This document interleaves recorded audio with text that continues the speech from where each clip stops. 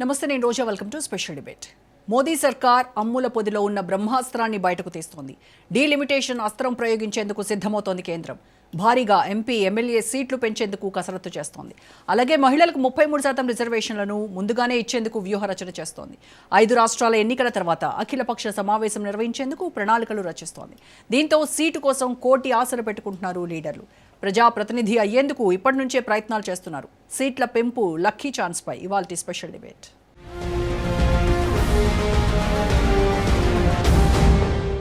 లోక్సభ అన్ని రాష్ట్రాల అసెంబ్లీ స్థానాలను 50% పెంచాలని మోదీ ప్రభుత్వం కీలక నిర్ణయం తీసుకుంది. ఈ పార్లమెంట్ సమావేశాల్లోనే బిల్లును ప్రవేశపెట్టడానికి సిద్ధమవుతోంది. దీంతో ప్రస్తుతం ఉన్న పార్లమెంటు స్థానాలు 543 నుంచి 816కి చేరతాయి. అలాగే దేశవ్యాప్తంగా ఉన్న 4123 అసెంబ్లీ స్థానాలు 6185 అవుతాయి. తెలంగాణ అసెంబ్లీ స్థానాలు 119 నుంచి 179కి, ఆంధ్రప్రదేశ్ శాసనసభ స్థానాలు 175 నుంచి 263కి చేరతాయి. అలాగే లోక్సభ స్థానాలు ఏపీలో 25 నుంచి 38కి, తెలంగాణలో 17 నుంచి 26కు చేరే అవకాశం ఉంది.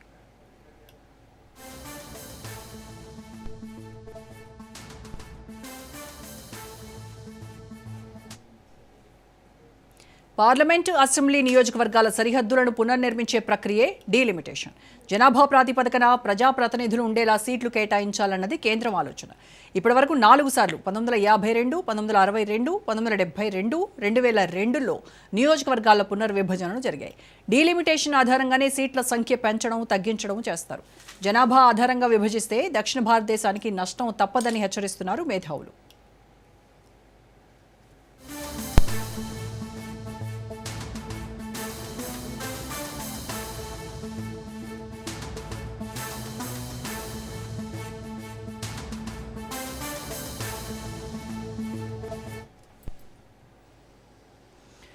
తెలుగు రాష్ట్రాల్లో ఏ నియోజకవర్గంలో చూసినా నిశ్శబ్ద వాతావరణం కనిపిస్తోంది. గెలిచిన ఎమ్మెల్యేలు పట్టించుకోవడం లేదు. ఓడిన ఎమ్మెల్యే అభ్యర్థులు నియోజకవర్గాల్లో యాక్టివ్గా ఉండట్లేదు.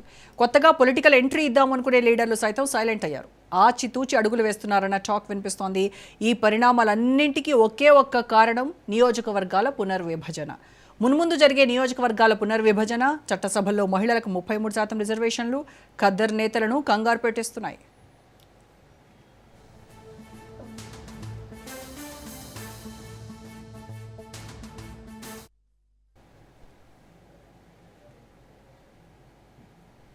ఇప్పటి నుంచే నియోజకవర్గంలో దూకుడుగా వ్యవహరిస్తే ఆ సెగ్మెంట్ తమకు అనుకూలంగా రిజర్వేషన్ ఖరారు అవుతుందో కాదో అనే దిగులు నాయకులను హైరాణ చేస్తోంది.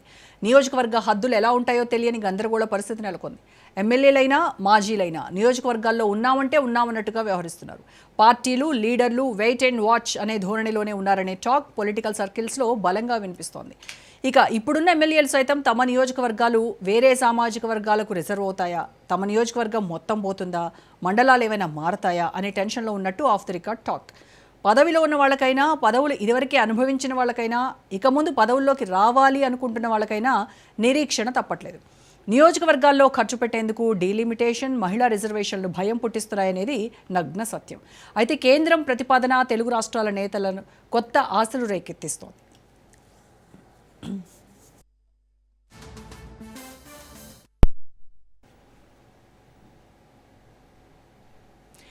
జనగణన 2027 మార్చి 1 కల్లా పూర్తి కానుండటంతో ప్రాథమిక జనాభా లెక్కల వివరాలు ప్రకటించి ఆ వెంటనే నియోజకవర్గాల పునర్విభజన చేపట్టొచ్చు. అంటే 2029 ఎన్నికల్లోనే 33% మహిళా రిజర్వేషన్లు రానున్నాయి. రైట్, ఇక ఈ డీలిమిటేషన్ అంశంపైన ఇవాళ మన డిబేట్లో కూడా చర్చిద్దాం. రైట్, ఇక డీలిమిటేషన్ పైన కేంద్ర ప్రభుత్వం వాదన ఒకలా ఉంటే ప్రతిపక్షాల వాదన మరోలా ఉంది. కేంద్ర ప్రభుత్వం ఏం చెప్తుందంటే దీనిపైన జనాభాకు అనుగుణంగా ప్రజాప్రతినిధుల సంఖ్యను కనుక పెంచితే పరిపాలనను ప్రజలకు చేరువ చేసినట్టు అవుతుంది అనేది కేంద్ర ప్రభుత్వ వెర్షన్. ఇక ప్రతిపక్షాలు ఏమంటున్నాయంటే జనాభా ప్రాతిపదికన గనక సీట్లు పెంచితే అది ఉత్తరాది రాష్ట్రాలకు మాత్రమే వాళ్ళకే మేలు జరుగుతుంది అనేది ఇటు ప్రతిపక్షాలు వాదిస్తున్నాయి. సరే, ఇవాళ డిబేట్లో మరి వివిధ రాజకీయ పార్టీల వెర్షన్స్ ఎలా ఉన్నాయో తెలుసుకుందాం. డిబేట్లో పార్టిసిపేట్ చేస్తున్నారు కాంగ్రెస్ నాయకులు చరణ్ కౌశిక్ యాదవ్ గారు, అండ్ బీఆర్ఎస్ నాయకులు డాక్టర్ ఏల్చాల్ దత్తాత్రేయ గారు, అండ్ బీజేపీ నాయకురాలు సునీతారెడ్డి గారు. నమస్కారం అండి. రైట్, సునీత గారు, ముందు మీతోనే స్టార్ట్ చేస్తాను. Congratulations first of all. So మొత్తానికి కేంద్ర ప్రభుత్వం మహిళా బిల్లును కూడా దీంట్లోనే ఇది చేయాలని చూస్తున్నారు. సో 33% రిజర్వేషన్ అంటే మీలాంటి ఆస్పిరెంట్స్ గత కొన్నేళ్లుగా వర్క్ చేస్తూ ఉన్నారు పాలిటిక్స్లో. సో మంచి భవిష్యత్తు మంచి పదవిలో ఉంటారు మున్ముందనే ఆశిద్దాం. రైట్, ఇప్పుడు జనాభా ప్రాతిపదికన సీట్లు పెంచడం అనేది రాజ్యాంగబద్ధం, దాన్ని ఎవరూ కాదనలేనటువంటిది. బట్ జనాభా నియంత్రణ పాటించినందుకు దక్షిణాది రాష్ట్రాలకు ఇక్కడ అన్యాయం జరుగుతోంది. ఇది మేజర్గా అందరు ప్రతిపక్షాలు అన్నీ కూడా ఏకమై చెప్తున్నటువంటి పాయింట్. సీట్ల సంఖ్య పెరగడం వల్ల కేంద్రంలో సదరన్ స్టేట్స్కు డెసిషన్ మేకింగ్ పవర్ అనేది ఖచ్చితంగా తగ్గిపోతుంది అనేటువంటి ఆందోళనలు ఉన్నాయి. సో ఓవరాల్గా మీ విజన్ ఏంటి దీనిపైన? నమస్తే మేడం. మన ఛానల్లో ఉన్న మా మిత్రులకి, రాజ్ న్యూస్ ప్రేక్షకులకి, మీకు అందరికీ శుభ సాయంత్రం. ఈ బిల్లు, ఈ డీలిమిటేషన్ బిల్లు తీసుకురావడము, మహిళా బిల్లు తీసుకురావడము, ఇవన్నీ గొప్ప అవకాశాలుగా మేమైతే వెల్కమ్ చేస్తున్నాం మేడం. ఒక మహిళగానైతే నేను ఖచ్చితంగా వెల్కమ్ చేస్తున్నా. ఇది ఒక శుభసూచకమని అనుకుంటున్నాను. ఎందుకు అంటే ఎన్నో సంవత్సరాలుగా మనం వెయిట్ చేస్తూ ఉన్నాము. ఆ బిల్లు పాస్ అయింది, కమింగ్ ఇయర్లో కమింగ్ డీలిమిటేషన్ అయిపోయిన దాంట్లో మహిళలకు ఆ అవకాశం కూడా ఖచ్చితంగా వస్తుంది కాబట్టి ప్రతి ఒక్కరు వెల్కమ్ చేయాల్సిన పరిస్థితి. ఇంకా ఇప్పుడు ఇది డీలిమిటేషన్ అనేది ఇప్పుడు ఏం కొత్తగా చేస్తలేం మేడం. మీరు ఇంట్రోలోనే చెప్పారు 52లో చేసాం, 62లో చేసాం, 72లో చేసాము. అయితే మీరు అన్నది కూడా కరెక్టే. ఏదైతే మనము జనాభా ప్రాతిపదికన అది సౌత్ స్టేట్స్కు కొంచెము సీట్లు తగ్గుతున్నాయనే భావనతో అప్పుడు ఫ్రీజ్ చేయడం జరిగింది 76లో 25 ఇయర్స్కి. దాని తర్వాత కూడా మనకు 2001లో మళ్ళీ ఒక 25 ఇయర్స్ తర్వాత మళ్ళీ మా గవర్నమెంట్లోనే వచ్చింది. అది కూడా అప్పుడు కూడా ఫ్రీ చేయడం జరిగింది. ఆ ప్రాతిపదికన 2026లో మనం చేయాలి. ఇంకొకటి ఏంటంటే మన రాష్ట్రాలది కూడా ఖచ్చితంగా మన రాష్ట్ర విభజన చట్టంలో కూడా మనము సీట్ల సంఖ్య పెంచుకునే అవకాశం ఉంది, పునర్విభజన చేసుకునే అవకాశం ఉంది. కాబట్టి 26 వరకు ఫ్రీజ్ ఉంది కాబట్టి ఇది చేసుకోవాలి అనేది మన ముందున్న ఒక ఇది. అయితే నేనేమంటున్నాను మేడం అంటే ఇప్పుడు డీలిమిటేషన్ చేసేదానికి కూడా టైం పడతా ఉంది. ఇప్పుడు ఎందుకు అంటే మనకు సెన్సెస్ అనేది మనకు 21లో సెన్సెస్ అవ్వాలి. ఆ సెన్సెస్ ఆధారంగా మనం 26లో ఇది వెళ్ళాల్సిన అవసరం ఉండే. మనకు అప్పుడు కరోనా టైం కాబట్టి మనం సెన్సెస్కి వెళ్ళలేదు. ఇప్పుడు సెన్సెస్ రేపు స్టార్ట్ అవుతుంది.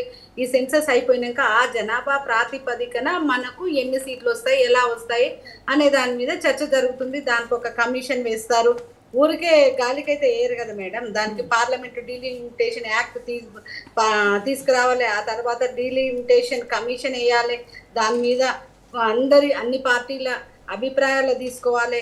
ఇవన్నీ ప్రాసెస్ ప్రకారం జరుగుతాయి. ఎక్కడ ఎవ్వరూ ఆందోళన చెందాల్సిన అవసరం లేదు అని మనకు తమిళనాడులో ఒక మీటింగ్లో స్వయంగా central home minister Amit Shah గారే చెప్పడం జరిగింది. ఎందుకు అంటే గత సంవత్సరం ఈ డీలిమిటేషన్ చేస్తున్నారు అని బయటకు రాగానే వాళ్ళు పొలిటికల్ నెరేటివ్ తీసుకొని పొలిటికల్ బెనిఫిట్స్ కోసము ప్రజలని ఒక ఆందోళన గురి చేయడం కోసం ఇట్లా జరుగుతుంది అని చెప్పేసి ఆ ప్రాతిపదికన అక్కడ స్టాలిన్ గారు ఆ సౌత్ స్టేట్స్ మీటింగ్ పెట్టడం కూడా జరిగింది. చూసినాం మనం. దాంట్లో ప్రజలకు ఏదైతే నష్టం జరుగుతుందనే ఫీలింగ్లో ఉండరో అట్లాంటివి ఏమీ లేవు. ఏ రాష్ట్రానికి ఆ రాష్ట్రానికి ఎక్కడ నష్టం జరగకుండా మేము డీలిమిటేషన్ చేస్తామని స్వయంగా కేంద్ర హోంశాఖ మంత్రి గారు వాగ్దానం ఇవ్వడం జరిగింది. అది నిన్న చర్చకు వచ్చింది మళ్ళీ. ఎందుకంటే ఇప్పుడు మనం సెన్సెస్ స్టార్ట్ చేస్తున్నాం కాబట్టి వెనెవర్ ఇది అయిపోగానే మనకు డీలిమిటేషన్ కూడా చేసుకోవాలి. ఎందుకంటే మనం కొత్తగా పార్లమెంట్ కట్టుకున్నాం. ఇప్పుడు దాదాపుగా మనము 40-50 కోట్లు ఉన్నప్పుడు ఉన్న ఏదైతే సీట్లు ఉన్నాయో ఇప్పుడు దాదాపు 140 కోట్లకు వచ్చినాం మనం. అయినా కూడా అవే సీట్లు ఉన్నాయి కాబట్టి కొంచెం ఆ ప్రాతిపదికకు పెంచుకోవాలి అనేది చూస్తున్నది. ఎందుకంటే ఇంకొక విషయం ఏంటంటే సునీత గారు ఇంకో విషయం ఏంటంటే 33% రిజర్వేషన్ అమలు కావాలంటే డీలిమిటేషన్ జరగాలి అనేటువంటి నిబంధన పెట్టారు. అంటే ఇన్ కేసు ఒకవేళ ఏదైనా అనుకోని కారణాల చేత కోర్టు కేసులు కావచ్చు, అదర్ రీజన్స్ ఏవైనా ఉండొచ్చు, వీటి వల్ల కనుక అది ఆలస్యం అయితే అప్పుడు మహిళా రిజర్వేషన్లు కూడా అటకెక్కినట్టేనా? లేదు మేడం, ఇక్కడ మీకు ముందే చెప్పినాను. పార్లమెంట్లో దీనికి డీలిమిటేషన్ యాక్ట్ తీసుకొచ్చి దాన్ని బిల్లు చేస్తారు. ఆ చేసిన బిల్లు దాని మీద ఒక కమిషన్ ఇస్తారు. దాన్ని మనం వచ్చి ఆ కమిషన్ నిర్ణయాలు కోర్టులో ఛాలెంజ్ చేయడానికి లేదు అనేది నాకు తెలుసున్న వరకు అయితే ఛాలెంజ్ చేయడానికి లేదు అనేది ఉన్నది మేడం.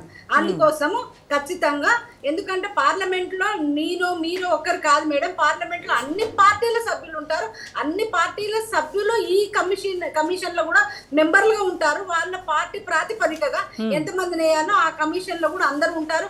అన్ని రాష్ట్రాలలో చర్చలు జరుగుతాయి, అన్ని రాష్ట్రాలలో కమిటీలు వేస్తారు, అన్ని ఒక పద్ధతి ప్రకారం ఒక నియమం ప్రకారం జరుగుతాయి మేడం. ఇంత మనం అనుకున్నట్టుగా ఏది గాలికి పొలిటికల్ స్టేట్మెంట్ ఆధారంగా జరగవు మేడం.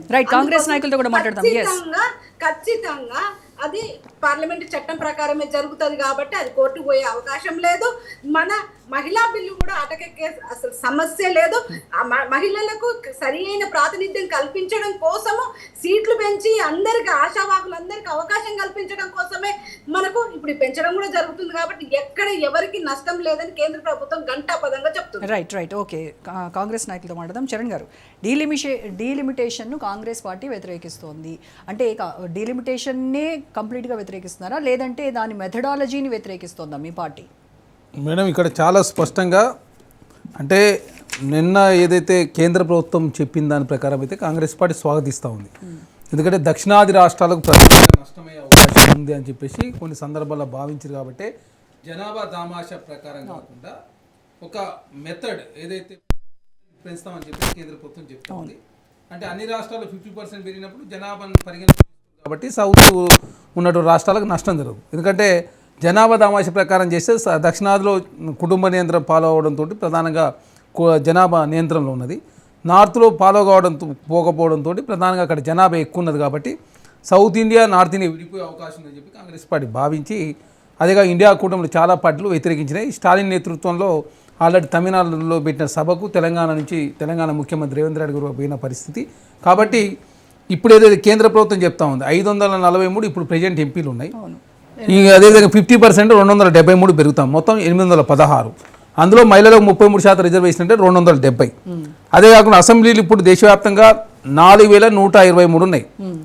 అదేవిధంగా 33% పెంచితే 2062 పెరుగుతా ఉన్నాయి. మొత్తం టోటల్ 6185. మహిళలకు 2042 సీట్లు అదనంగా రాబోతా ఉన్నాయి. ఇక తెలంగాణకు చూసుకున్నట్లే 119 ఉన్నాయి ప్రెజెంట్ అసెంబ్లీలో, 60 సీట్లు పెరగబోతా ఉన్నాయి. 179 మొత్తం అయితే అందులో మహిళలకు 60.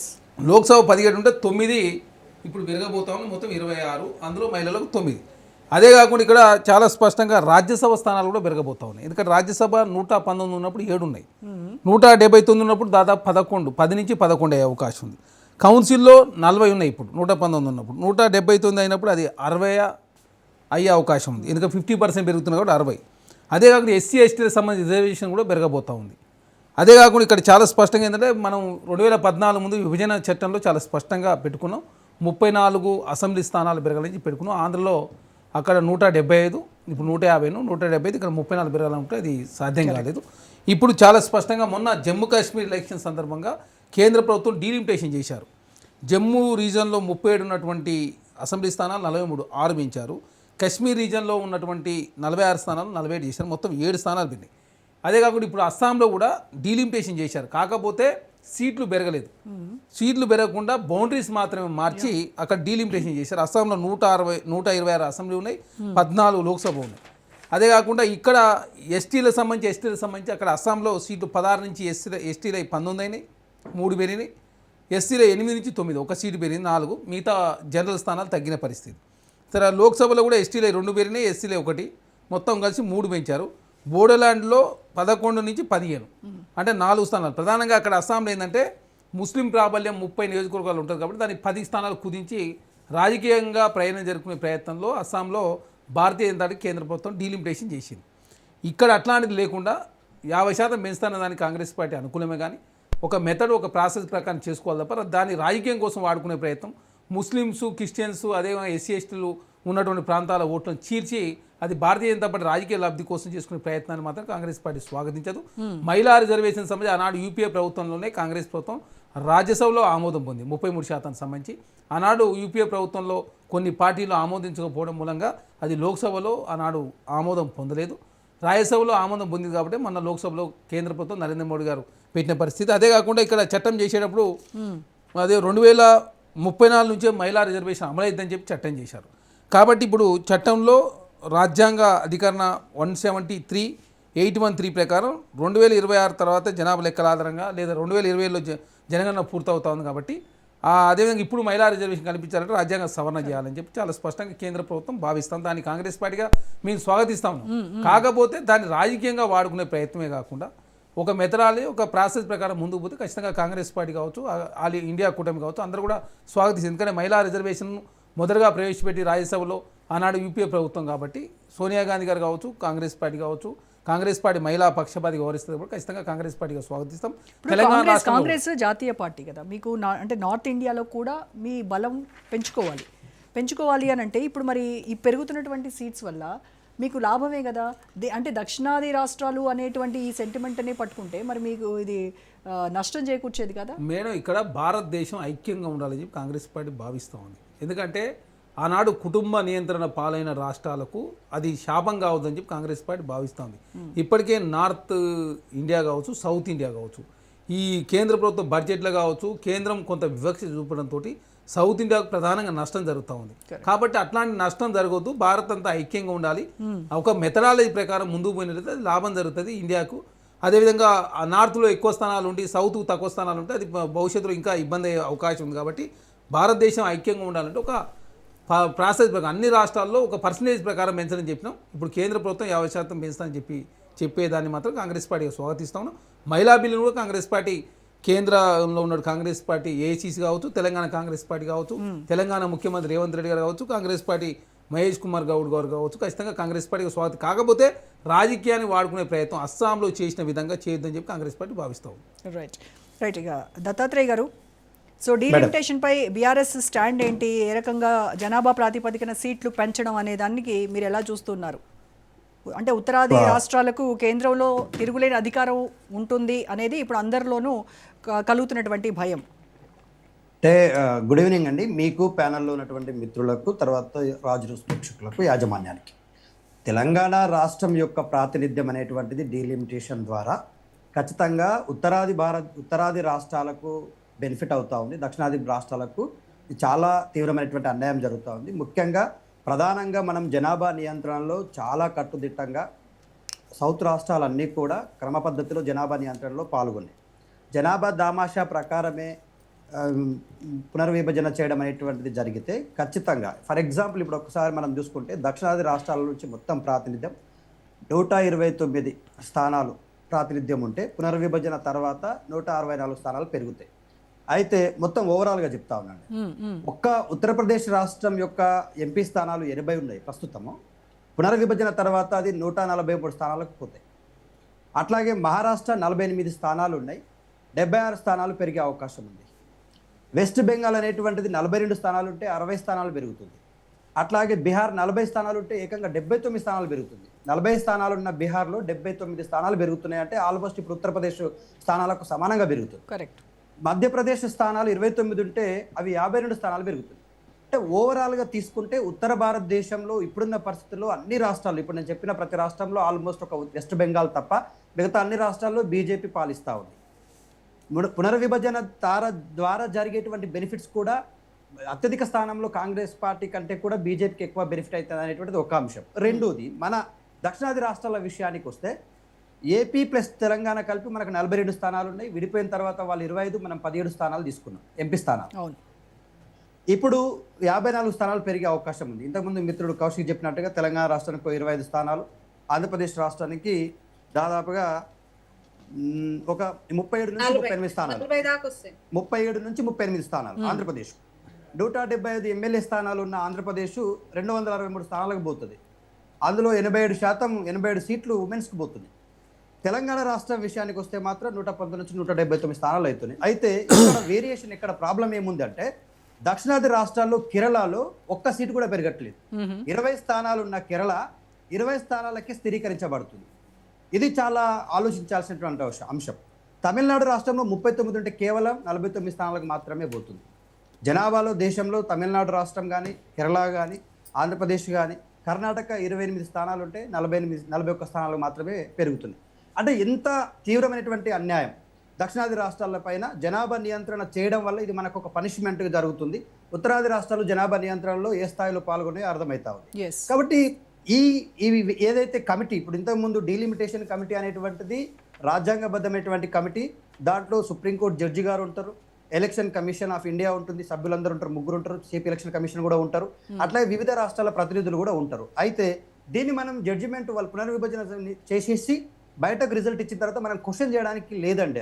అది ఏ సుప్రీం కోర్టులో కూడా మనం దాన్ని క్వశ్చన్ చేయడానికి లేదు. కాబట్టి ప్రస్తుతం చేయడానికి మనం ఇప్పుడే ఎట్ ప్రజెంటే దీనిపైన మన యొక్క వాయిస్ వినిపించాల్సిన అవసరం ఉంది. ఇంత పెద్ద ఎత్తున తెలుగు రాష్ట్రాలకు కానీ ప్లస్ దక్షిణాది రాష్ట్రాలకు నష్టం జరుగుతున్నప్పుడు మనమేదో ఉమెన్ రిజర్వేషన్ ఇప్పుడు ప్రజెంట్ దేశవ్యాప్తంగా పార్లమెంట్లో ఉమెన్ పర్సెంటేజ్ కేవలం 74 స్థానాలు మాత్రమే ఉమెన్ పర్సెంటేజ్ ఉంది. పునర్విభజన జరిగిన తర్వాత 263 స్థానాలు పెరుగుతాయని చెప్పేసి విశ్లేషకులు చెప్తున్నారు. 273 స్థానాల్లో మనకు దేశవ్యాప్తంగా హారిజెంటల్ రిజర్వేషన్స్ అని, వర్టికల్ రిజర్వేషన్స్ అని 2 రకాలు ఉన్నాయి. నిలువు రిజర్వేషన్లు, అడ్డు రిజర్వేషన్స్ అని ఉన్నాయి. నిలువు రిజర్వేషన్స్ అన్ని కూడా ఎస్సీ ఎస్టీ రిజర్వేషన్స్ వస్తాయి. మనం కాన్స్టిట్యూషనల్ అమెండ్మెంట్ కు లోబడి ఉన్నాయి. ఆర్టికల్ హారిజెంటల్ రిజర్వేషన్స్కి వచ్చేసరికి ఉమెన్ రిజర్వేషన్స్, పీడబ్ల్యూ, తర్వాత person with child, armed persons ఎవరైతే ఉంటారో అట్లాంటి వాళ్ళకు ఉంటాయి. కానీ పార్లమెంట్లో వీళ్ళకి ఆ స్థానాలు లేవు. కాబట్టి ఇప్పుడు ఉమెన్ రిజర్వేషన్స్ కి దాదాపుగా 273 స్థానాలు పెరుగుతున్నాయి. ఇది అప్రిషియేట్. ఖచ్చితంగా దేశవ్యాప్తంగా ఇలాంటి నిర్ణయాలు జరగాల్సిందే. అయితే ఇక్కడ రాజకీయంగా మనం ఆలోచిస్తే రోజా గారు, దేశవ్యాప్తంగా ఒకసారి సినారియో చూద్దాం. ఉత్తర భారతదేశంలో బీజేపీ యొక్క వేవ్ తగ్గుతుంది, దక్షిణ భారతదేశంలో ఆ పార్టీలకు స్థానం లేదు. కానీ ఇప్పుడున్నటువంటి పరిస్థితుల్లో ఉమెన్ రిజర్వేషన్ అంశం ఒకటి, బీసీల జనాభా అంశాన్ని మేము చేరుస్తున్నాం, ఇప్పుడు జరగబోతున్న సెన్సస్లో బీసీల జనాభాని కూడా లెక్కిస్తున్నాం అనే అంశం 2. మూడోది పునర్విభజన ద్వారా లబ్ధి పొందడం, అత్యధికంగా లబ్ధి పొందేది బీజేపీ పార్టీ మాత్రమే. ఈ 3 అంశాలను ప్రధానంగా పెట్టుకొని జరగబోయే 2029 ఎలక్షన్స్ చూడండి. 2026లో బిల్లు ఇది, 2011 సెన్సస్ తీసుకుంటారట, 2029లో ఎలక్షన్స్ పెడతారట. చూడండి ఎట్లా ఉంది మన బీజేపీ వాళ్ళ రాజకీయం. యాక్చువల్గా సెన్సస్ తీసుకోవాల్సింది, లేటెస్ట్ సెన్సస్ తీసుకుంటే ఇంకో 15 సంవత్సరాల వరకు మనం ఆలోచించాల్సిన అవసరం ఉండకపోయేది. బట్ 2011 సెన్సస్ని ఎందుకు తీసుకుంటున్నారు అంటే 2011 సెన్సస్ తీసుకుంటేనే వీళ్ళకి ఇప్పుడు ప్రజెంట్ 2020లో జరిగే ఎలక్షన్స్లో లబ్ధి పొందుతారు. కాబట్టి ఇంత కుట్ర దాగి ఉంది. కాబట్టి డిఎంకే నుంచి తిరుచి శివన్ అనేటువంటి ఎంపీ చాలా స్పష్టంగా చెప్పిండు, మీ రాజకీయ లబ్ధి కోసం మేము కమిటెడ్గా ఈ దేశం యొక్క సౌభ్రతత్వానికి పాటుపడ్డాం, దేశ ఆర్థిక స్థితిగతులు బాగుపరచడం, దక్షిణాది రాష్ట్రాలు ఉత్తరాది రాష్ట్రాలతో పాటు ఎక్కువగా మనము ట్యాక్స్ పేయర్స్గా ఉన్నాం, ప్లస్ ఆర్థిక క్రమశిక్షణతో ఉన్నాము, మన జనాభా క్రమశిక్షణతో ఉన్నాము, మెడికల్ విషయంలో క్రమశిక్షణతో ఉన్నాము. ఇంత క్రమశిక్షణ ఉన్నందుకు మాకు ఇది పనిష్మెంట్ అవుతుంది, మా వాయిస్ దక్షిణాది రాష్ట్రాల వాయిస్ అనేటువంటిది పార్లమెంట్లో తగ్గుతుంది. కాబట్టి మా వాయిస్ ప్రియారిటీ పెరగాలంటే మాకు మెథడ్ ఆఫ్ సీట్స్ అలాట్మెంట్ అనేటువంటిది వేరే పద్ధతిలో చేయాలా, దక్షిణాది రాష్ట్రాలకు ప్రత్యేకమైనటువంటి మెథడ్ని తీసుకోవాలనేటువంటి డిమాండ్ టీడీపీ ఈవెన్ దో ఎన్డీఏలో ఉన్నప్పటికీ టీడీపీ కూడా బలంగా వినిపిస్తుంది. నిన్న లావు శ్రీకృష్ణ దేవరాయలు ఆయన యొక్క వాయిస్ చాలా స్పష్టంగా చెప్పిండు, even though we are in a part of NDA అయినప్పటికీ కూడా మేము we are not supporting for this అని చెప్పేసి అన్నారు. దీన్ని మేము మేడం ఇప్పుడు బ్రదర్ వాళ్ళు చెప్పింది ఏ పార్టీ ప్రజలకు కానీ వేరే ఏ రాష్ట్రానికి కానీ నష్టం చేయాలని చూడదు మేడం. ప్రభుత్వం అన్నాక అన్ని రాష్ట్రాల సభ్యులు అందులో ఉంటారు. పార్లమెంట్ లో కూడా అన్ని రాష్ట్రాల నుంచి ఉన్న పార్లమెంట్ మెంబర్లు ఉన్నారు, అన్ని పార్టీలకు సంబంధించిన పార్లమెంట్ మెంబర్లు ఉన్నారు, వాళ్ళు కూడా చర్చ చేస్తారు. ఈ కమిషన్ లో కూడా అందరూ ఉంటారు. ఎవరికి ఎట్లా పడితే అట్లా చేసుకోవడానికి ఏమి ఉండదు మేడం. ఇప్పుడు అంటే 2011 సెన్సస్ ని ఎందుకు పరిగణలోకి తీసుకుంటోంది? అది కంప్లీట్ గా చెప్పలేదు మేడం. ఇప్పుడు సెన్సస్ జరుగుతా ఉంది. ఇప్పుడు ఈ రకంగా మేము చెయ్యబోతున్నామని ఇప్పటి వరకు ఏ లీకులు ఇవ్వలేదు మేడం. కేంద్ర ప్రభుత్వం అనేది మేము ఈ కమిషన్ వేస్తున్నామని కానీ ఈ విధంగా చేస్తున్నాము, మేము ఈ ప్లాన్ ప్రకారం పోతున్నాము అని చెప్పి ఎక్కడ లీకులు ఇవ్వలేదు. పునర్విభజన బిల్లు చెయ్యాలి అనేది ఒకటి పెట్టుకున్నారు. ఎందుకు అంటే ఆ టర్మ్ వచ్చింది కాబట్టి 2026 వరకు ఫ్రీజింగ్ ఉంది. ఆఫ్టర్ దట్ మనము పునర్విభజన చెయ్యాలి. ఎందుకంటే దాదాపు 50 సంవత్సరాలుగా పక్కకు పెట్టినాం కాబట్టి ఆ జనాభా రేషియోలో ఇప్పుడు ఔత్సాహికులు కానివ్వండి, ఇప్పుడు బ్రదర్స్ వీళ్ళందరికంటే చేయాలని ఉంటది కదా. ఇట్లా మహిళా కమిషన్ ద్వారా వచ్చిన మహిళలకు కూడా చేయాలని ఉంటది. కాబట్టి ఆ రేషియోలో అవకాశాలు పెంచాలనేది, పునర్విభజన బిల్లు తేవాలనేది సన్నాహం మాత్రమే చేసినారు. ఇది ఏ విధంగా చేస్తున్నాము, ఏ రాష్ట్రానికి ఏ విధంగా చేస్తున్నాము అనే ఒక చర్చ అన్ని పార్టీలను కూర్చోబెడతారు, చర్చ చేస్తారు. దాని మీద ఏ విధంగా ముందుకు పోతుందో ఆ విధంగా ముందుకు తీసుకుపోతారు. కాంగ్రెస్ పార్టీ లాగా ఇప్పుడు ఈ రోజు ఈ నష్టానికి కారణము బీజేపీ కాదు మేడం, కాంగ్రెస్ పార్టీ ఈ విధంగా నష్టపోయింది, ఈ విధంగా కొన్ని రాష్ట్రాలు వెనకబడ్డాయి, కొన్ని రాష్ట్రాలు ముందలు పడ్డాయి అంటే బికాస్ ఆఫ్ ఓన్లీ వాళ్ళ ప్రభుత్వాలు చేసిన ఈ గోళనే, ఈ గందరగోళమే. నేను అనేది ఏంది, మళ్ళీ కౌశిక్ బ్రదర్ ఏం చెప్తున్నాడు, ఈ ముస్లింల కోసము క్రిస్టియన్ల కోసము మీ మీద ఇది చేస్తున్నామని. ఒక సింపుల్ ఎగ్జాంపుల్ మేడం, 2014 తర్వాత ఇక్కడ మనకు కూడా డీలిమిటేషన్ తీసుకొచ్చిండ్రు మన తెలంగాణలో కూడా, మన అప్పుడు ఉమ్మడి ఆంధ్రప్రదేశ్లో ఏ విధంగా వీళ్ళు డీలిమిటేషన్ చేసిండ్రు నియోజకవర్గాల్లో మనం తెలుసుకోవాలి మేడం. మనకు ఇప్పుడు మన పాత బస్తీ ఉంది కదా, మనకు ఇప్పుడు 4 నియోజకవర్గాలు 5 నియోజకవర్గాలు వాళ్ళ ఆధీనంలో ఉండేది మేడం. వాళ్ళని 7 నియోజకవర్గాలకు పరిమితం చేసి వాళ్ళ నుంచి బెనిఫిట్ పొందడం కోసము మాకు మలక్పేట, ఎల్బీ నగర్ ఇవన్నీ మేము ఒక నియోజకవర్గం ఉండేదాన్ని చీల్చి మలక్పేట నియోజకవర్గం కూడా వాళ్ళలో ముస్రాంబాగ్ ఇవన్నీ కలిపి ఏర్పాటు చేసింది, యాకత్పుర ఇవన్నీ ఏర్పాటుగా ఉండేది మేడం. అన్ని కలిపి ఇప్పుడు వాళ్ళని 7-8 నియోజకవర్గాలకు పెంచడం జరిగింది.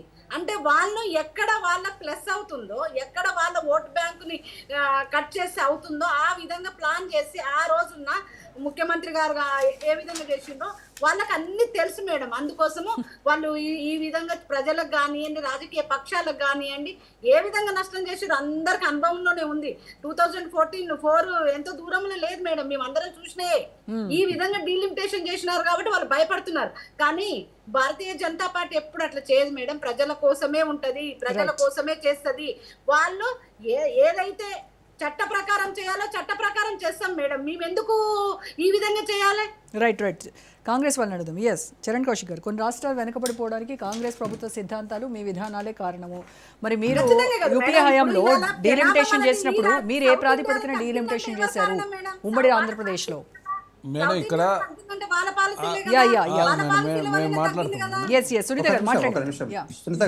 దేశవ్యాప్తంగా 4 సార్లు డీలిమిటేషన్ కమిషన్ వేశారు. 1952, 1963, 1973, 2002. 1981, 91 జనాభా లెక్కల తర్వాత ఎటువంటి కమిషన్ ఏర్పాటు చేయలేదు. 2002లో తెలంగాణ రాష్ట్రం కావచ్చు, ఆనాడు సమైక్య రాష్ట్రంలో పునరుద్ధరణ చేశారు. కాకపోతే నియోజకవర్గాల బౌండరీస్ మాత్రమే పెంచారు తప్ప సీట్లు పెరగలేదు. అదే కాకుండా ఇక్కడ చాలా స్పష్టంగా కాంగ్రెస్ పార్టీ ఏం చెప్తా ఉంది మేడం, బీమార్ రాష్ట్రాలు అంటారు. బిఏ అంటే బీహార్, ఎంఏ అంటే మధ్యప్రదేశ్, ఆర్ అంటే రాజస్థాన్, యు అంటే ఉత్తరప్రదేశ్. ఉత్తరప్రదేశ్లో 80 ఉన్నటువంటి ఎంపీలు జనాభా దామాష ప్రకారం సీట్లు పెంచితే 143 అవుతా ఉంది. అదే కాకుండా బీహార్లో 40 ఉన్నటువంటి బీహార్ 79 అవుతుంది, అంటే 39 పెరుగుతూ ఉంది. మధ్యప్రదేశ్ 29 ఉన్న మధ్యప్రదేశ్ 52 అవుతూ ఉంది. 44 ఉన్నటువంటి రాజస్థాన్ 50 అవుతూ ఉంది. ఈ బీమార్ రాష్ట్రాల్లో ప్రధానంగా సీట్లు చాలా పెరుగుతూ ఉన్నాయి. ఈ బీమార్ రాష్ట్రాల్లో పోల్చినప్పుడు సౌత్ ఇండియాలో ఎక్కడైతే అదేవిధంగా తమిళనాడు కావచ్చు, కేరళ కావచ్చు, ఆ రాష్ట్రాల సీట్ల పెరుగుదలతో పోల్చినప్పుడు ఇక్కడ తమిళనాడులో 8 సీట్లు తగ్గుతూ ఉన్నాయి, కేరళలో 8 సీట్లు తగ్గుతూ ఉన్నాయి. తమిళనాడులో 39 నుంచి 49 మాత్రమే అవుతూ ఉంది. అదే బీహార్ 40 ఉన్నటువంటి బీహార్ 79 అవుతూ ఉంది. 39 పెరుగుతూ ఉంటే 39 ఉన్నట్టు తమిళనాడు 49 మాత్రమే అవుతూ ఉంది. అదే కాకుండా తెలంగాణ, ఆంధ్ర అక్కడితో పోల్చినప్పుడు 8 కోల్పోతూ ఉంది. అదే కాక కర్ణాటక 2 సీట్లు తగ్గుతూ ఉన్నాయి. అదే కాకుండా నార్త్లో ఉన్న పంజాబ్ కావచ్చు, వెస్ట్ బెంగాల్ కావచ్చు, కొన్ని రాష్ట్రాలు అక్కడ కూడా నష్టం జరుగుతూ ఉంది. కాబట్టి నార్త్లో ఉన్న కొన్ని రాష్ట్రాలు నష్టం అవుతూ ఉంది, సౌత్లో ఉన్న కొన్ని రాష్ట్రాలు నష్టం అవుతూ ఉంది. ఎందుకు ఈ భారతీయ జనతా పార్టీ ఏంటంటే వాళ్ళకు నార్త్లో భారతీయ జనతా పార్టీ చాలా బలంగా ఉంటుంది కాబట్టి అక్కడ జనాభా దామాష ప్రకారం చేస్తే లాభం జరుగుతుందని ఒక దురుద్దేశం. సౌత్లో భారతీయ జనతా పార్టీ మీరు చూస్తూ ఉన్నారు. ఒక కర్ణాటకలో 2 సార్లు గవర్నమెంట్కి వచ్చి తప్ప మిగతా ఎక్కడ కూడా తమిళనాడులో కావచ్చు, తర్వాత కేరళ కావచ్చు, ఇటు తెలంగాణ కావచ్చు, ఆంధ్ర రాష్ట్రం కావచ్చు, వాళ్ళకు సంబంధించినటువంటి సీట్లు చాలా తక్కువ కాబట్టి వాళ్ళు నార్త్ ఇండియా మీద కాన్సన్ట్రేట్ చేసి ప్రయత్నం చేస్తేనే కాంగ్రెస్ పార్టీ కావచ్చు, ఇండియా కూడా వ్యతిరేకించారు. ఈరోజు వస్తున్నట్టు వార్తల ప్రకారం అయితే 50% పెంచుతానే దానికైతే కాంగ్రెస్ పార్టీ మద్దతు. 50% కాదు, ఒక పర్సెంటేజ్ ఫిక్స్ చేసి, అది నార్త్లో అయినా సౌత్లో అయినా అది 20%, 30%, 40%, 50%, 100% పెంచుతారు. కానీ జనాభా దామాష ప్రకారం చేస్తే భారతదేశంలో అంతర్గతంగా సౌత్ నార్త్గా డివైడ్ అయ్యే అవకాశం ఉంటుంది. కాబట్టి అది భారతదేశాన్ని మంచిది కాదని చెప్పి కాంగ్రెస్ పార్టీ భావిస్తాం, దాన్ని రాజకీయంగా వాడుతుంది. ఇంకోటి అదే కాకుండా ఇప్పుడు వాజ్పేయి గారు ప్రధానమంత్రిగా ఉన్నప్పుడు కూడా జనగణన చేయలే. ఎందుకు చేయలే మరి? మరొక ఎందుకు ఎక్స్టెన్షన్ తీసుకోవాల్సి వచ్చింది? వాజ్పేయి గారు ప్రధానమంత్రి ఉన్నారు మేడం 99 నుంచి 2002 వరకు ఎవరున్నారు? 2002లో ఎవరున్నారు మేడం? వాజ్పేయి గారు ప్రధానమంత్రి. మరి మీరు ఎందుకు చేయలేదు? ఆనాడు పరిస్థితులను బట్టి దేశంలో కొంత ఇబ్బందికర పరిస్థితులు వస్తాయి కాబట్టి దాన్ని మరి కొన్ని సంవత్సరాల కాలం పాటు పోస్ట్పోన్ చేసుకుని పోయారు. కాబట్టి దానిలో భాగంగా ఇప్పుడు అవకాశం వచ్చింది. 2025లో 25 సంవత్సరాలకు ఒకసారి చేస్తారు కాబట్టి దానిలో భాగంగా ఇప్పుడు అవకాశం వచ్చింది. 50% లేదు 30% 20% పెట్టుకొని చేస్తే దానికి కాంగ్రెస్ పార్టీ ఎక్కడ వ్యతిరేకించదు. మహిళా రిజర్వేషన్ బిల్లు కాంగ్రెస్ పార్టీ అనుకూలం. ఎందుకంటే భారతీయ జనతా పార్టీ ముందుగానే మహిళా రిజర్వేషన్ మరి చట్టం చేసేటప్పుడు మరి 34 ఎందుకు పెట్టారు, ఇప్పుడు ఎందుకు మరి 33 వస్తూ ఉన్నారు అంటే ఉత్తరప్రదేశ్ ఎలక్షన్లో లాభం జరగాలని చెప్పేసి ఉత్తరప్రదేశ్ ఎలక్షన్ల ముందే మహిళా రిజర్వేషన్ తీసుకురాబోతా ఉన్నాం. డీలిమిటేషన్ ప్రక్రియ కూడా పూర్తి చేయబోతామని చెప్తా ఉన్నాం. మహిళా ఓటర్లను ఆకర్షించి మరి మహిళలు ఆకర్షించడం కోసం బీహార్లో దాదాపు 14,000 కోట్ల రూపాయలు వరల్డ్ బ్యాంక్ నుంచి అప్పు తీసుకొచ్చి ప్రతి మహిళా అకౌంట్లో 10,000 రూపాయలు వేసుకొచ్చి అక్కడ అధికారంలోకి వచ్చారు. మధ్యప్రదేశ్లో మహిళల అకౌంట్లో పైసలు వేసి మధ్యప్రదేశ్లో కావచ్చు, మహారాష్ట్రలో కావచ్చు, మీరు మహిళల అకౌంట్ ఎలక్షన్ల సందర్భం ముందు 6 నెలల ముందు నుంచి మహిళా అకౌంట్లు వేసేసి మీరు ఓట్లు వేపించుకునే ప్రయత్నం భారతీయ జనతా పార్టీ చేస్తా ఉంది కదా. మళ్ళీ మహిళా బిల్లు తీసుకొని మళ్ళీ మహిళా బిల్లు ఫస్ట్ మీరు తీసుకొస్తే కాంగ్రెస్ పార్టీకి మేము వద్దలే కదా. అదే కాకుండా మీరు మహిళలకు సంబంధించి నిర్మలా సీతారామన్ గారు ఉన్నారు, మన బడ్జెట్లో 50,000 కోట్ల రూపాయలు తక్కువ చేశారు మేడం. 50,000 కోట్ల రూపాయలు మహిళా బడ్జెట్ సంబంధించి 50,000 కోట్ల రూపాయలు మహిళలకు సంబంధించిన స్కీమ్స్ తక్కువ చేసి మరి ఇప్పుడు మీరు మహిళల మీద ప్రేమ చూపిస్తే దేశ ప్రజలు కానీ అదేవిధంగా కాంగ్రెస్ పార్టీ ఎట్లా అంగీకరిస్తారు చెప్పండి. కాబట్టి కాంగ్రెస్ పార్టీగా మీ మహిళా రిజర్వేషన్ వ్యతిరేకిస్తలేము. పర్సంటేజ్ ప్రకారం దేశవ్యాప్తంగా రిజర్వ్ అదేవిధంగా డీలిమిటేషన్ చేస్తేనే కాంగ్రెస్ పార్టీగా మీ స్వాగతం. కానీ అస్సాం తరహాలాగా చేసిన మాత్రం కాంగ్రెస్ పార్టీ వ్యతిరేకిస్తాము. ఆనాడు సమైక్య రాష్ట్రం కాబట్టి ఆనాడు ఆంధ్ర పాలకులు ఉన్నారు. దానిలో భాగంగా మరి ఓల్డ్ సీట్లో అట్లాంటి జరిగి ఉంటే ఖచ్చితంగా కాంగ్రెస్ పార్టీగా ఇప్పుడు సరిదిద్దుకోవాల్సిన అవసరం ఉంటుంది. అదే కాకుండా కేంద్ర ప్రభుత్వం డీలిమిటేషన్ చేస్తారు. కాబట్టి ఈసారైనా తెలంగాణ రాష్ట్రంలో చాలా పారదర్శకంగా డీలిమిటేషన్ చేయాలని చెప్పి కాంగ్రెస్ పార్టీ. సునీత గారు ఇప్పుడు బ్రదర్ ఏమంటే ఒక్క నిమిషం భయ్యా, ఇప్పుడు 1976లో ఫ్రీ చేసిండ్రు. ఆ తర్వాత ఉన్న ప్రభుత్వాలన్నీ వాళ్ళే కదా మేడం. ఇవాళ జనాభా ప్రాతిపదికన మేము అన్ని పార్టీల నుంచి మేము సలహాలు సూచనలు తీసుకున్నప్పుడు చెప్పమనండి మీ రాహుల్ గాంధీ గారిని. కానీ నేనేమంటున్నా మేడం అంటే ఈ సౌత్ ఇండియాలో ఏదో కాంగ్రెస్ పార్టీ అన్ని రాష్ట్రాలు ఉన్నట్టు మేము లేనట్టు దేశవ్యాప్తంగా వాళ్ళే ఉన్నట్టుగా మాట్లాడుతూ ఉన్నారు. రెండోది ఏమంటే మేడం ఇవాళ ఈ జనాభా మనం దగ్గర తగ్గిపోయి అక్కడ పెరగడానికి కారణం కూడా వీళ్ళే కదా మేడం. వీళ్ళ పరిపాలనలో వీళ్ళు తీసుకున్న నిర్ణయాలు వీళ్ళు తీసుకున్న ఏదైతే జీవోల వల్లనే కదా ఈ విధంగా ఈ దేశం ఈ విధంగా ఉన్నది. ఇక్కడైతే ఎక్కడ మనం మేమున్నదైతే ఓన్లీ మధ్యలో 4 సంవత్సరాలు 5 సంవత్సరాలే కదా. వాజ్పేయి గారి ప్రభుత్వం మొత్తం టోటల్ గా వాళ్ళ ప్రభుత్వాలే ఉన్నాయి కదా. మరి ఎందుకు సవరించలేదు మేడం? అన్ని సవరించాలి కదా. ఆ రోజు వచ్చేసి జనాభా ప్రాతిపదిక సౌత్ ఇండియాకు ప్రాబ్లం వస్తుందని తెలిసి మరి ఫ్రీజ్ చేసిన మనుషులు మొత్తం వాళ్ళు వచ్చేసి 76 నుంచి వాళ్ళే ఉన్నారు, 84లో వాళ్ళే ఉన్నారు, 89లో వాళ్ళే ఉన్నారు, 90లో వాళ్ళే ఉన్నారు. మొత్తం ఒక 2000 నుంచి 2004 వరకు మేమున్నాం. మిగతా తర్వాత 10 సంవత్సరాలు వాళ్ళే ఉన్నారు. ఇవన్నీ మరి ఎందుకు సవరించలేదు మేడం? సవరించాలి కదా. సవరించి మరి ఎక్కడ సౌత్ ఇండియాకు నష్టం జరుగుతుందో అవన్నీ చూడాల్సిన బాధ్యత ఎవరిది మేడం? వాళ్ళ గవర్నమెంట్ లో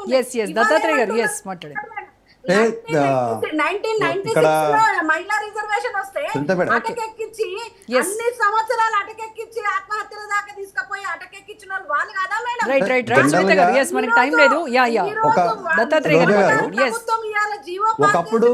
ఒకప్పటి బీజేపీ వేరు, ఇప్పుడున్న బీజేపీ వేరు. ఒకప్పటి కాంగ్రెస్ వేరు, ఇప్పుడున్న కాంగ్రెస్ వేరు. ఒకప్పటి బీజేపీ వేరు, ఇప్పుడున్న బీజేపీ వేరు. అమిత్ షా మోడీల బీజేపీ ప్రతిదీ కూడా వాళ్ళకు రాజకీయంగా ఇది ఖచ్చితంగా అనుకూలంగా ఉంటుంది, ఇది ఖచ్చితంగా దీనివల్ల మనకు బెనిఫిట్ అవుతుంది అనుకుంటే తీసుకునే నిర్ణయాలు చాలా బోల్డ్గా ఉంటాయి. ఎంతకైనా వెళ్ళి తీసుకుంటారు. ఇప్పుడు జమ్మూ కాశ్మీర్ విభజన లాంటి అంశాలు కావచ్చు, దేశంలో అతిపెద్ద విస్తారం పరంగా భౌగోళికంగా అతిపెద్ద నియోజకవర్గం లడక్ అండి, ఎంపీ స్థానం. జనాభా దామాష ప్రకారం అయితే మరి మల్కాజ్గిరి నియోజకవర్గంలో 30 లక్షల జనాభా ఉంది. ఆ ఎమ్మెల్యే నియోజకవర్గానికి వస్తే షేర్లింగంపల్లి దాదాపు 7 లక్షల జనాభా ఉంది. సో ఇట్లా వేరియేషన్స్ ఉన్నాయి. కాబట్టి ఈ నిర్ణయాలు తీసుకునేటప్పుడు దేశవ్యాప్తంగా ఏ నిర్ణయం అయినా కూడా సమప్రాతిపదికన అంటే ఒక ప్రాంతం ఈ ప్రభుత్వం తీసుకున్న నిర్ణయాలను క్రమ పద్ధతిలో కట్టుదిట్టంగా అమలు చేసిన రాష్ట్రాలకేమో ఇప్పుడు ఇబ్బందికరమైనటువంటి పరిస్థితులు. లోక్సభలో మన వాయిస్ తగ్గుతుంది కదా రోజా గారు. ఇప్పుడు సదరన్ స్టేట్స్ యొక్క వాయిస్ తగ్గుతుంది అంటే దట్ మీన్స్ నార్థన్ స్టేట్స్ యొక్క వాయిస్ పెరుగుతున్నట్టే కదా. అంతే కదా. ఇంత పెద్ద ఎత్తున వాళ్ళ వాయిస్ వాళ్ళ రిప్రజెంటేషన్ పెరుగుతున్నప్పుడు మరి దీనికి ఎలాంటి మెథడ్స్ వాడి మీరు మా యొక్క వాయిస్ యొక్క తగ్గుతున్నటువంటి స్థానాలను రీప్లేస్మెంట్ చేస్తారనేటువంటిది కూడా థింక్ చేయాలి కదా. ఈ పొలిటికల్ అంటే దీనికంటూ ఇప్పటి వరకు ఒక మెథడాలజీ ఏం లేదు. కమిటీలు కమిషన్లు ఏ ఉన్నా కూడా వాటిల్లో అన్ని పార్టీలను కూడా భాగస్వామ్యం చేస్తామని చెప్తున్నారు. అతి భయంకరమైన నిర్ణయం ఏంటంటే రోజా గారు, కమిషన్స్ తీసుకునే నిర్ణయాలన్నీ కూడా అధికార పార్టీకి అనుకూలంగానే ఉంటాయి. అది మన దౌర్భాగ్యమైనటువంటి పరిస్థితి ఏంటంటే ఆపోజిట్ పార్టీలకు ఇచ్చేటువంటి అలా వాయిస్ రిప్రజెంటేషన్ ఉన్నప్పటికీ ఆ కమిటీలకు మనం సలహాలు ఇవ్వడానికి పనికొస్తాం తప్ప నిర్ణయాలు తీసుకునేటప్పుడు ఫైనలైజ్ చేయం. ఒకప్పుడు ఎలక్షన్ కమిషన్ లో అపోజిట్ పార్టీకి సంబంధించిన వ్యక్తులను కూడా కొంతమందిని పెట్టేవాళ్ళు. ఇంకా లోక్సభ ప్రతినిధి ఉన్నటువంటి లోక్సభ ప్రతిపక్ష నేతకు అవకాశాలు ఉండేవి. అలాంటివన్నీ తీసేసింది కదా ఇప్పుడు. దేశవ్యాప్తంగా జరుగుతున్నటువంటి నిర్ణయాలు మనం చూస్తున్నాం కదా. ప్రతిపక్షాలకు పాత్ర లేకుండా పోయింది, ప్రాంతీయ పార్టీలకు పాత్ర లేకుండా పోయింది, ప్రాంతీయ పార్టీల ప్రాతినిధ్యమే జీరో అవుతుంది ఇప్పుడు బీజేపీ వచ్చిన తర్వాత. ఇవన్నీ కూడా ఆలోచించాల్సిన అంశాలు. మేడం, ఇప్పుడు జనగణన అనేది 10 సంవత్సరాలకు ఒకసారి ఇవ్వాలి. నరేంద్ర మోడీ గారు వచ్చి 12 సంవత్సరాలు అవుతుంది, మరి ఎందుకు చేయలే? వాజ్పేయి గారు ఆయనలో జనగణన చేయాలి, వాజ్పేయి గారు కూడా చేయలేదు. 1999 నుంచి 2004 వరకు వాజ్పేయి గారే ఉన్నారు, అప్పుడు చేయలేదు. 95 తర్వాత 99 నుంచి 2004 దాదాపు వారు ఒక 7-8 సంవత్సరాల కాలం పాటు వారు ఉన్నారు. తర్వాత 12 మొత్తం 20 సంవత్సరాలు, అంటే 2 సార్లు జనగణన చేయాలి. జనగణన కేంద్ర ప్రభుత్వం, అదేవిధంగా నరేంద్ర మోడీ గారి ప్రభుత్వం చేయలేదు, భారతీయ జనతా పార్టీ చేయలేదు. అదేగా కుటుంబ నియంత్రణకు సంబంధించి 1952లో దీన్ని చట్టం చేశారు. 60లో ప్రత్యేక విభాగం 66లో ఏర్పాటు చేసి 1970 నుంచి పూర్తి స్థాయిలో ఈ దేశంలో కుటుంబ నియంత్రణ ప్రారంభమైంది. కాబట్టి సౌత్ ఇండియాలో ప్రధానంగా కాంగ్రెస్ పార్టీ కావచ్చు ఇవన్నీ ఉన్నాయి కాబట్టి ఇక్కడ కుటుంబ నియంత్రణ సాధ్యమైంది. నార్త్లో మొత్తం ఉంది భారతీయ జనతా పార్టీ, లేకపోతే వేరే ప్రాంతీయ పార్టీలు ఉండడం మూలంగా అక్కడ సాధ్యం కాలేదు. కాబట్టి ఇప్పుడు అదంతా కూడా సౌత్ ఇండియా మీద భారం పడే అవకాశం, కాబట్టి ఈ భారతదేశం సుభిక్షంగా ఉండాలని కాంగ్రెస్ పార్టీ కోరుతా ఉంది. దానిలో భాగంగా ఏదైనా పర్సంటేజ్ ప్రకారం ఏదైనా డీలిమిటేషన్ చేస్తే కాంగ్రెస్ పార్టీ స్వాగతిస్తాం. మహిళా బిల్లులకు కాంగ్రెస్ పార్టీగా వ్యతిరేకం కాదు. Right and thank you so much Charan Kaushik గారు, సునీత రెడ్డి గారు, దత్తాత్రేయ గారు, థ్యాంక్ యూ అండి. రైట్, ఇది ఇవాల్టి special debate. Stay tune to Raj news.